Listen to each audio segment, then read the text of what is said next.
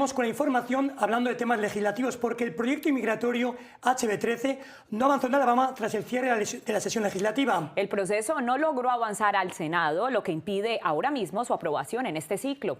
La propuesta buscaba ampliar las facultades de las autoridades locales en temas migratorios, incluyendo la posibilidad de cuestionar el estatus migratorio de personas bajo sospecha y fortalecer también la coordinación con agencias federales. Aunque la iniciativa había sido aprobada en una primera etapa por la Cámara de Representantes, no completó su trámite. Tras conocerse el desenlace, organizaciones comunitarias destacaron el resultado como una victoria para las familias inmigrantes de todo el estado.